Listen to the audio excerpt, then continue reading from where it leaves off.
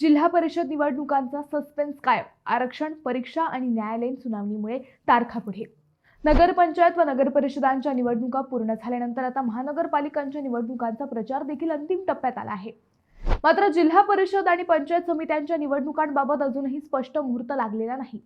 सुरुवातीला या निवडणुका याच महिन्यात होतील असा अंदाज होता, पण तो फोल ठरताना दिसतो आहे. प्रशासकीय चर्चेनुसार ज्या जिल्हा परिषदांमध्ये आरक्षण 50% कमी आहे, तेथे निवडणुका फेब्रुवारीत होण्याची शक्यता आहे.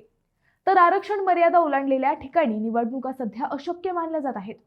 सर्वोच्च न्यायालयाने 31 जानेवारी 2026 पूर्वी स्थानिक स्वराज्य संस्थांच्या निवडणुका घेण्याचे आदेश दिले असले तरी 10वी-12वीच्या परीक्षा आणि निवडणूक प्रक्रियेस लागणारा कालावधी पाहता जिल्हा परिषद निवडणुका त्याआधी होणे कठीण आहे. आरक्षण 50%वरील प्रकरणाची 21 जानेवारीला सुनावणी असून त्यानंतरच निवडणूक आयोगाची भूमिका स्पष्ट होणार आहे. त्यामुळे एप्रिल किंवा मे मध्येच या निवडणुका होण्याचा अंदाज वर्तवला जात आहे.